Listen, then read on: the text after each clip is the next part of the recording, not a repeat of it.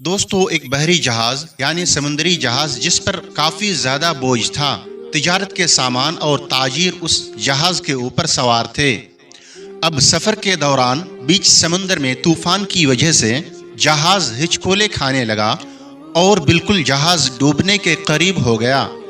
تو اس جہاز کے کپتان نے ایک تجویز سب کے سامنے پیش کی کہ دیکھیے جہاز کے اوپر بوجھ کافی زیادہ ہو گیا ہے، اب ہم سب کو زندہ رہنا ہے تو آپ لوگوں کا کچھ سامان سمندر میں پھینک دیا جائے تو جہاز تھوڑا ہلکا ہو جائے گا، تو ہم آسانی کے ساتھ کنارے لگ جائیں گے، کیونکہ ہماری جانیں زیادہ قیمتی ہے سامان کے مقابلے میں۔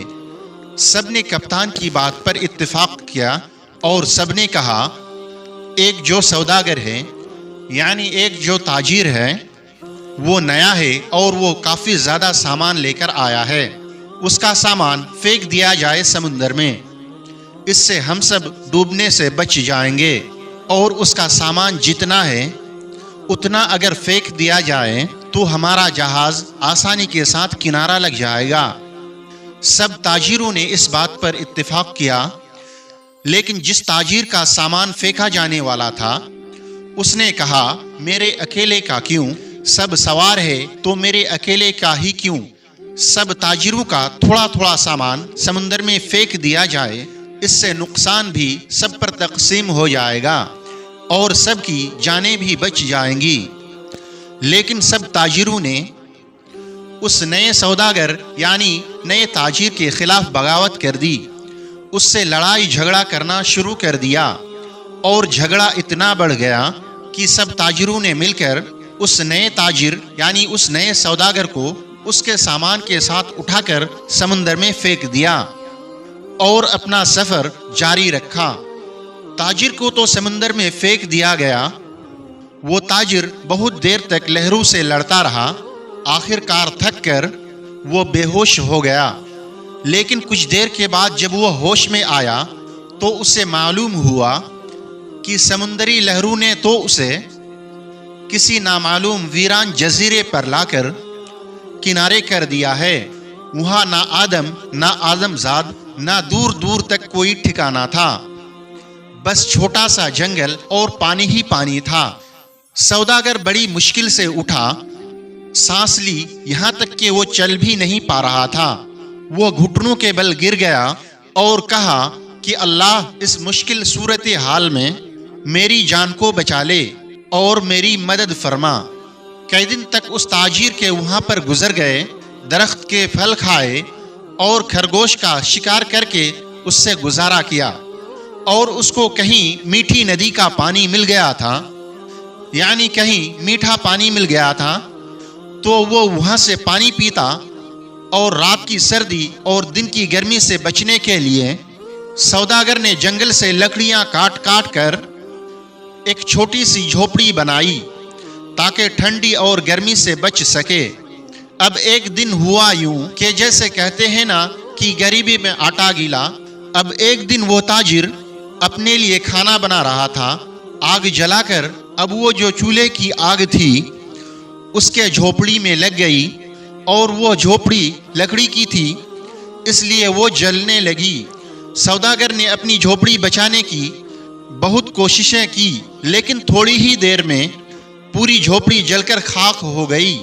اب سوداگر تو بالکل زمین پر بیٹھ گیا اور آسمان کی طرف دیکھ کر کہنے لگا اور چیخنے لگا، یا اللہ کیوں میرے ساتھ ہی کیوں، آخر میرے ساتھ ہی ایسا کیوں، ساری مصیبتیں ساری آزمائشیں میرے ساتھ ہی کیوں۔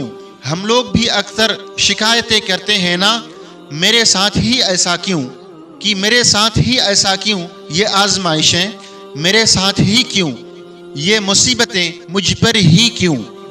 ایسے ہی اس تاجر نے بھی کہا، یا اللہ کیوں، ایک تو مجھے غلط اور ناجائز طریقے سے سمندر میں پھینک دیا گیا، ابھی چھوٹی سی جھوپڑی میں نے بنائی تھی، یا اللہ تو نے اسے بھی جلا کر راکھ کر دیا، یا اللہ اب کچھ بھی نہیں بچا، میں اس جگہ پر اجنبی ہوں، تنہا ہوں، یا اللہ یہ آفتیں مجھ پر ہی کیوں آتی ہے۔ ایسی بہت ساری شکایتیں اس سوداگر نے اللہ سے کیا، اور غم کے مارے وہ بھوکا ہی سو گیا۔ لیکن صبح ایک حیرت انگیز واقعہ اس کا انتظار کر رہا تھا۔ جب وہ صبح اٹھا تو اس نے دیکھا اس کے جزیرے کے قریب ایک جہاز نظر آیا۔ کچھ لوگوں کو اس نے دیکھا جو اس کو لینے کے لیے آئے تھے، اس کی مدد کرنے کے لیے آئے تھے۔ انہیں دیکھ کر وہ بہت زیادہ حیران ہوا، لیکن اس سے زیادہ وہ خوش ہوا، کیونکہ اس کے لیے تو زندگی آ گئی تھی، اس کی جان بچ گئی تھی۔ وہ جلدی سے اس جہاز پر سوار ہوا۔ خوشی کی شدت سے اس سوداگر کو یہ یقین نہیں ہو رہا تھا وہ جو چل رہا تھا، اس کے ساتھ اور جہاز والے جو اس کو بچانے کے لیے آئے تھے، اس انجان جگہ پر وہ یقین نہیں کر پا رہا تھا کہ آخر یہ میرے پاس کیسے آ گئے، اور ان کو یہاں پر میرے ہونے کا پتہ آخر کس نے بتا دیا۔ سوداگر نے ان جہاز والوں سے پوچھا کہ بھائیو، ایک بات بتاؤ کہ تم نے مجھے کیسے ڈھونڈا؟ تمہیں آخر میرا ٹھکانہ کیسے ملا؟ یہ تو بالکل انجان اور اجنبی جگہ ہے۔ تو ان جہاز والوں نے جواب دیا کہ ہم نے یہاں پر دھواں اٹھتا ہوا دیکھا تھا، تو ہمیں ایسا لگا کہ کوئی شخص ہمیں اپنی مدد کے لیے پکار رہا ہے، کیونکہ سمندر میں جب کوئی مصیبت میں پھنستا ہے تو وہ اسی طرح سے اشارہ دیتا ہے۔ تو ہمیں ایسا لگا کہ کسی نے یہاں پر آگ جلائی ہے اور دھواں کے ذریعے وہ ہم سے مدد کی پکار کر رہا ہے۔ ہم تم کو دیکھنے کے لیے یہاں پر آ گئے، تمہاری مدد کے لیے ہم یہاں پر آ گئے۔ یہ سن کر تاجر بڑا خوش ہوا اور اللہ تبارک و تعالیٰ کا شکر ادا کرنے لگا، اور اس نے اپنی کہانی سنائی۔ بلکہ ان لوگوں نے اس سے پوچھا کہ تمہارے ساتھ کیا ہوا تھا؟ تو اس نے بتایا کہ کس طرح ناجائز طریقے سے کس طرح سوداگروں نے اسے اٹھا کر جہاز سے پھینک دیا تھا، اور سمندر میں اس کا سامان بھی پھینک دیا گیا تھا۔ تو وہ لوگ جو اس کی جان بچانے کے لیے وہاں پر آئے تھے، انہوں نے کہا کہ تم اس جہاز کے بارے میں بات کر رہے ہو، تو میں آپ کو بتا دوں کہ آپ خوش ہو جاؤ کہ وہ جہاز اپنی منزل تک نہیں پہنچا، بلکہ سمندر کے لٹیروں نے اس جہاز پر حملہ کر دیا، پورا سامان لوٹ لیا اور سارے تاجروں کو مار ڈالا۔ صرف تم اکیلے ہی بچ گئے ہو۔ تم پتہ نہیں کیسے بچ گئے، بلکہ اللہ نے تمہیں بچا لیا۔ سوداگر یہ سنتے ہی زاروں قطار رونے لگا اور وہیں پر سجدے میں گر گیا اور کہنے لگا، یا اللہ، یا اللہ، یا اللہ، تیرے کام اور تیرے فیصلے سب سے بہتر ہوتے ہیں۔ جو تو کرتا ہے اپنے بندوں کے لیے بہتر ہی کرتا ہے، بس ہم ہی لوگ بے صبرے ہو جاتے ہیں، بلکہ ہمارے اندر صبر نہیں ہوتا، ورنہ بعد میں تو پتہ چلتا ہی ہے کہ اللہ تیرا جو فیصلہ تھا وہ بالکل ہی صحیح تھا۔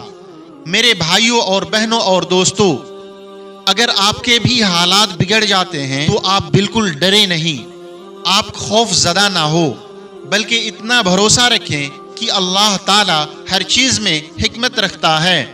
جب بھی آپ کا کوئی کام رک جائے، آپ کی کشتی بھور میں پھنس جائے، آپ کی جھوپڑی جل جائے، تو یہ جان لو کہ اللہ آپ کا اچھا انتظام کر رہا ہے۔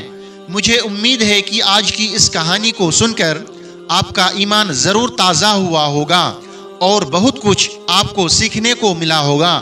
دوستو، اگر آج کی اس ویڈیو سے آپ نے واقعی کچھ سیکھا ہے تو اسے صرف اپنے پاس تک محدود نہ رکھیں، بلکہ اسے اپنے دوست احباب کے ساتھ شیئر کرنے کی کوشش ضرور کریں، تاکہ ہم اس ویڈیو کے ذریعے جو پیغام آپ کو دینا چاہتے ہیں وہ پیغام آپ کے ذریعے آپ کے دوست احباب تک بھی بآسانی پہنچ جائے۔ اگلی ویڈیو تک کے لیے ہمیں اجازت دیں۔ السلام علیکم ورحمۃ اللہ۔